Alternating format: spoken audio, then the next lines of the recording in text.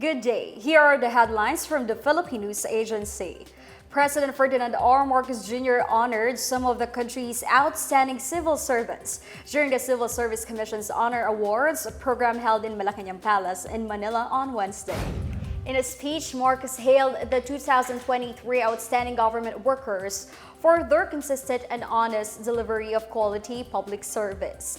He also hailed the awardees for their positive impact on the lives of Filipinos and for facing challenges with innovative and creative solutions. Marcos pledged to improve the working conditions of government employees and ensure their welfare and professional development. He said he hopes to increase the number of agile and future-ready civil servants to build a resilient government under the Bagong Pilipinas movement. The Honor Awards program consists of 3 categories: the Presidential Lingkod Bayan, the CSC Pag-asa Award, and the Dangal ng Bayan Award. The Commission on Election is set to file charges of election offenses against some 100,000 voters with multiple registrations. Comelec spokesperson John Rex Laujanco said these voters were part of some 500,000 registrants that have been detected in 2023. Laujanco said multiple registration is considered an election offense, punishable with 1 to 6 years imprisonment, removal of right to vote, and disqualification to hold public office. He said the filing of charges should serve as a warning against those attempting to become flying voters. Laujanco also warned possible violators that the Comelec will be able to detect such attempts. Meanwhile, some 175,000 voters sent their applications on the second day of the voter registration period for the 2025 midterm elections last Tuesday. Comelec Chair George Erwin Garcia said this was nearly double the number of registrants from day one.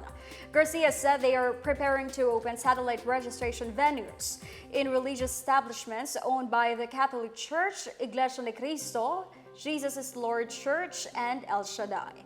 They also plan to bring the registration process to Camp Abu Bakar, owned by the More Islamic Liberation Front. The Bureau of Immigration has warned the public against scammers purportedly collecting registration fees for the government's e-travel system. In a statement, Immigration Commissioner Norman Tancinco said the registration for the e-travel system is entirely free of charge. Tancinco urged the public to register only on the official government website at etravel.gov.ph and to report any suspicious websites or entities engaging in such deceptive practices.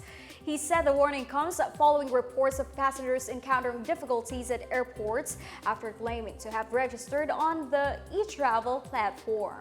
The victims also said they paid fees that were allegedly imposed on them, ranging from 3,000 to 5,000 pesos.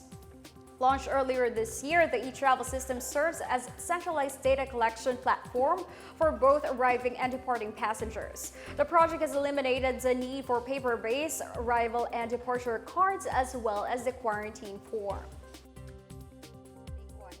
The Bureau of Internal Revenue has filed 14 criminal charges against the officers and accountants of 2 ghost corporations before the Quezon City Regional Trial Court and Metropolitan Trial Court.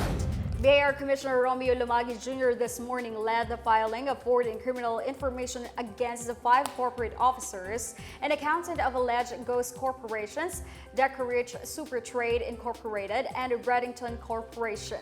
Lumagi said that after preliminary investigations, the Department of Justice found probable cause against the officers and accountant of the said 2 ghost corporations for tax evasion, failure to file tax returns, failure to supply correct and accurate information in the tax returns, and making false report in the audited financial statements for taxable year 2021.